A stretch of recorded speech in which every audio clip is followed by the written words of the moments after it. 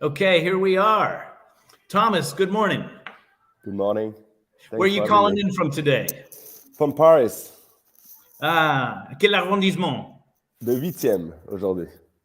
Beautiful area, huh? And we have a beautiful day. I'm actually calling you from Denia. Normally, I'm in the offices in Barcelona, but we wanted just to have a quick introduction to you, Thomas, and let people know who you are, where you're coming from, and what your interest is in the EU Startup Summit that's taking place next week.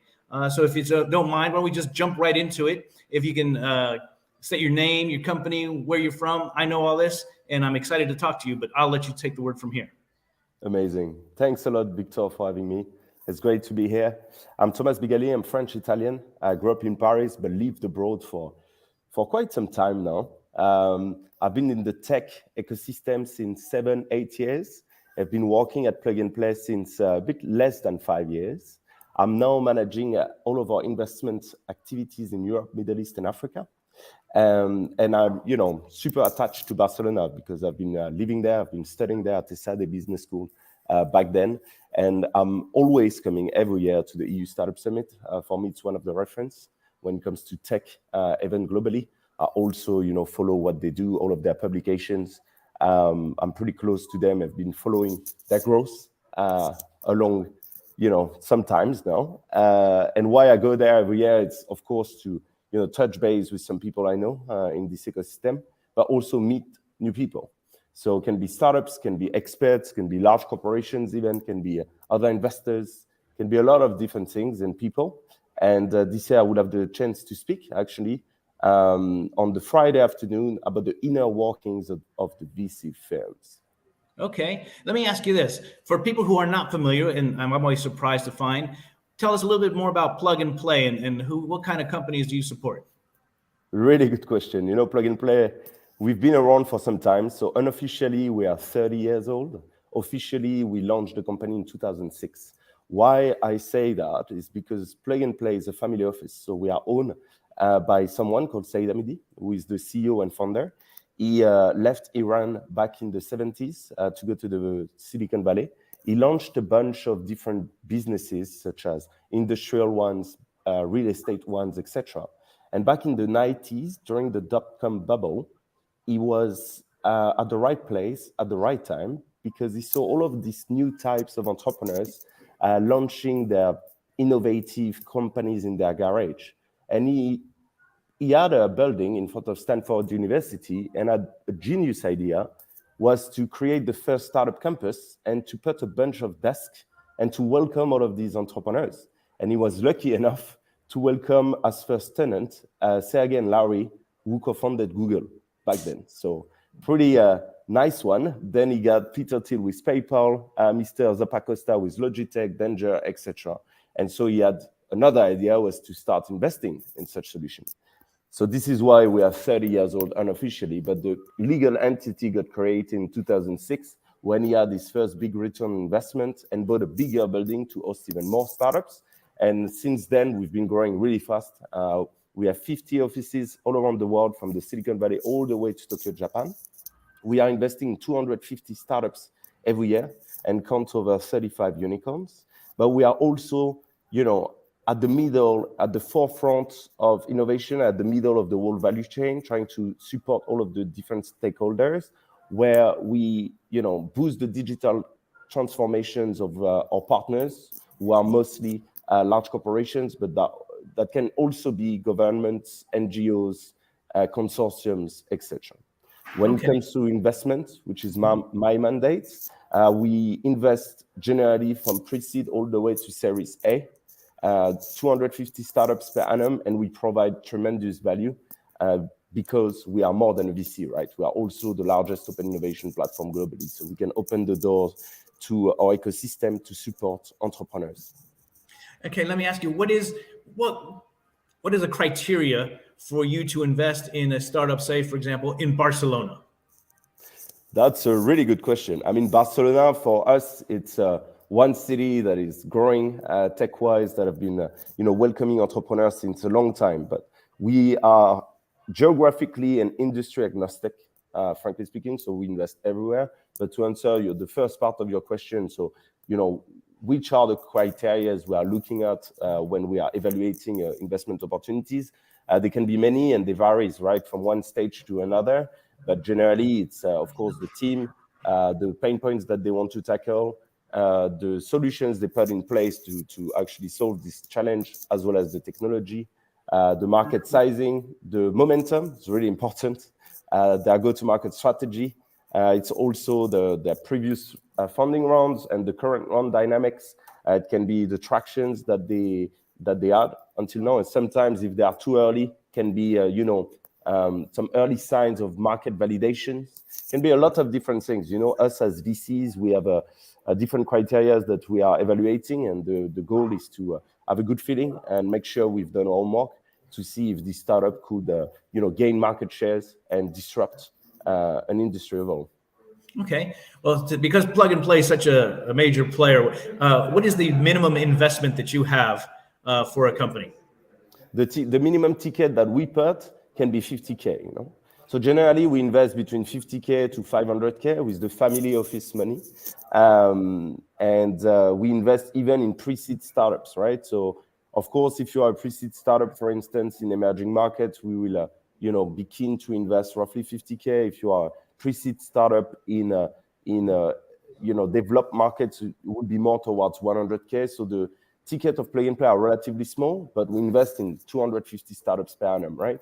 And our goal is to be a strategic investor, so we do not take board seats. We are a follower, but we are here to provide value rather than sitting with you and take an active place at the board. We will rather actually leverage our overall ecosystem of large corporations, VCs. We are 800 people working at Plug and Play in 50 different hubs to support the startups. That's our thesis. And then we've been, since 3 years, launching new investment vehicles with external investors. So the family office is the family money that we are injecting pre-seed, seed, and Series S startups. And we are creating more and more additional investment vehicles where we have external investors, such as large corporations, high net worth individuals, family offices, fund of funds, etc. Okay. And let me ask you something that I keep getting questions more and more frequently, has to do with helping to invest in women. Do you have any programs or any incentives specifically towards either femtech or female entrepreneurs that have significantly at a disadvantage when it comes to raising capital?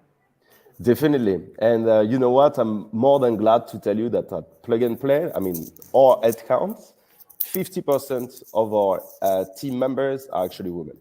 And where I'm sitting in France, we have over 50%. So, we are really aware of diversity, not only female, but also any type of diversity you can imagine.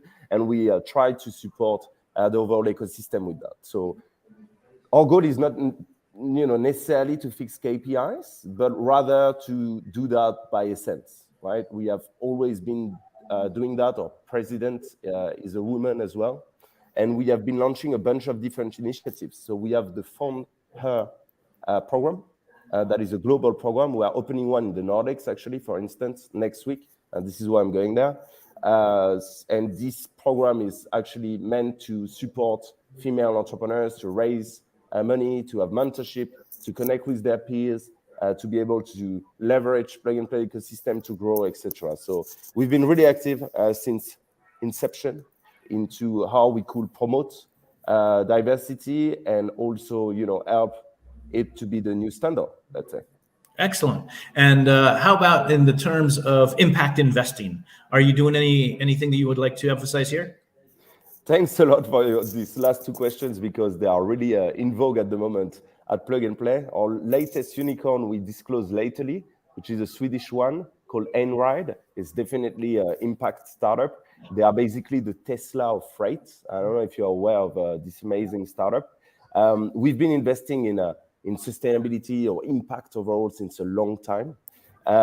Originally, Plug and Play sustainability was mostly on horizontal, right? But now it became so prominent that we actually created even a vertical for that. This escalated when we started working with the Alliance to End Plastic Waste. So it's one of the biggest consortium globally, with 50 large corporations in it. So you have PepsiCo, Coca-Cola Group, Suez, Veolia, etc., that chipped in 5 billion to fight plastic waste globally. And we are managing the incubator accelerator plus their fund. And we've been, drastically increasing our investment activities in impact since then. So it's been 4 or 5 years. And we've been ranked for the past few years as the top early stage investor in sustainability and climate tech. Fantastic. It's great to hear. I'm in the, I guess, the ecosystem here in Barcelona, and for the last 15 years, trying to help small tech entrepreneurs raise capital. And it's been a struggle.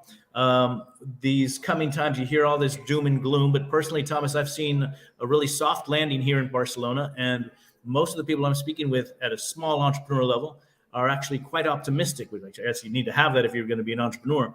But how do you see the next, say, 6 to 12 months in terms of the ability to access capital?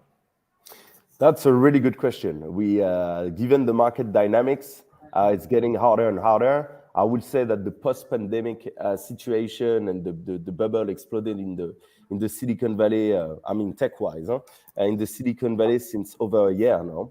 But it's slowly but surely, propagating all around the world. So, in my opinion, in Europe is already the case. So we already feel it. In some emerging markets, it's not, which is really interesting. For instance, in the GCC or in Africa, they are not touched yet by the valuation decreased for now. I guess it will happen soon. But at least in Europe, what we can see is that at least for the later stage startups that benefited from the overvaluated scene during the pandemic, they are really struggling because they need to do down round, etc. And they've been also firing a lot of their human capital internally, etc. But on the other side, what we can see is that the number of deals did not really decrease. It's more the volume, simply because the earlier stage entrepreneurs, so the pre-seed and seed, they can still raise. It's harder for them because they need to have earlier, market validations. But at least the VC funds are still willing to invest. While the later stage companies that have been, again, benefiting from the valuation increase during the pandemic are really struggling, in my opinion. So for new type of entrepreneurs that want to launch something, I think the momentum is actually really interesting. For the ones that have been around for some years, it's getting harder because the hype of the pandemic, at least the benefits on the tech side, are actually over. Okay. Well, I loved what you just said there because I work mostly with very early stage, pre-seed, sometimes pre-rev. Companies are still struggling to figure out their product market fit. And so that seems to be where I can add the most value individually and then with my companies. But the other question I wanted to say, I've had this asked me various times. What do you mean by a down round? Down round is when, in comparison to your previous round, you will raise less money and at a valuation that is actually lower than the previous round. Okay. So unfortunately, it's a step back rather than forward. But sometimes in order to survive, it's what you need to do. And again, during the pandemic, because the valuation were incredibly high and they were not, based on specific metrics, but more on the ability of the entrepreneurs to raise funds. At the end, when the bubble exploded, we realized that all of these companies were overvalued. And so for some of them, it has been a pretty big hit, let's be honest. Okay. And in terms of, are you talking about valuation? Do you see a little bit more nuanced answer for the Spanish ecosystem? Do you find that same trend also exists in Spain, or do you find the overvaluations more in certain markets than in others? That's a really good question as well. I think, Spain, I've always been really confident in the ability of Spain to be a place where they could host great entrepreneurs that could be local or international. This is based on different components, such as their language, also the quality of living. I mean, look at you, Victor. You're not Spanish and you are living there. I've been living there too, and it's just an amazing country. And we've seen a lot of international startups landing into Spain Criteo and 26, etc. This is for a reason. Let's be honest. I deeply think that for this exact reason, Spain gets some startups that are ultra localized, some that are targeting LATAM, some that are targeting Europe overall, or some that are targeting the world. So it's really hard to answer this question. What I can tell you is from what I've seen, and at least from my mandate in Europe, Middle East, and Africa, it's the investment geographical zones that I'm managing, the downturn of the valuation have been already the case in Europe, and we've seen a lot of later stage companies struggling. But again, in emerging markets, I think they started being hit, but it's not the peak yet. So I guess this will arrive soon. But we still see a lot of entrepreneurs in Africa that can raise at crazy valuation, and the GCC even more. I guess the GCC is slightly different. It's because also they have access to capital more easily in Saudi Arabia or Dubai or Abu Dhabi, etc. So they need to be treated differently. But let's see what will happen. But I guess they will follow the same wave that the US and Europe are currently living. Okay, well, I'm sensitive to your time. Is there anything that you would like to add to our watchers in the U.S. and Northern Africa? I have a big soft place in my heart for Africa and Latin America. Anything that you'd like to add about Plug and Play Ventures or yourself and I guess the EU Startup Summit? Definitely. Now, if you are a founder and raising fund, please feel free to reach out to us. I mean, Plug and Play, we've been around for some time. We are one of the most active and best performing VC fund globally. We have been supporting entrepreneurs since day one all the way to their $1 billion valuation. So feel free to reach out to us, and we'll be more than happy to show you all of the added value that we can put on the table. And again, for the EU Startup Summit, I'm really glad to come as every year to come back and see how the ecosystem is doing in Spain, but also the international players, and to touch base with my old friends and meet new ones. It's always great. You're speaking at the summit, correct? I am speaking at the summit. What are you discussing this time? On Friday, actually the same topic as last year, the inner workings of the VC firm. So I'm going to be speaking about how a VC fund works, what are the process we have, how we actually make money, how do we evaluate startups, the different types of VCs, at what stage they invest, how they invest, etc. So if you are interested to understand a bit more and to dig further into how the VC game has been performing and is doing and is structuring, please come to hear me on Friday afternoon. Fantastic. Hey, thank you so much for spending time with us here, Thomas. I look forward to meeting you at the summit.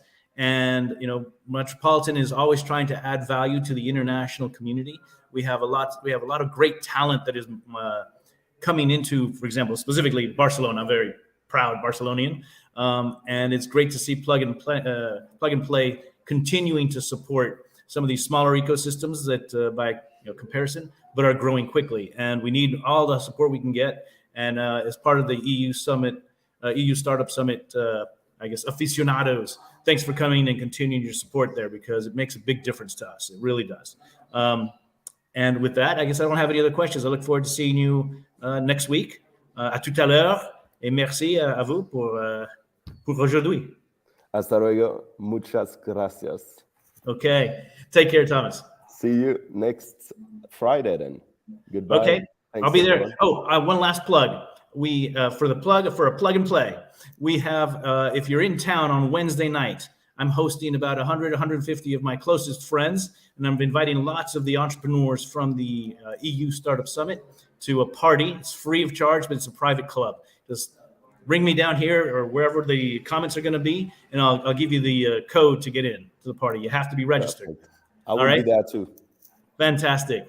À tout à l'heure, à la prochaine fois. Thanks a lot. See you next week in sunny Barcelona. Take care. All right.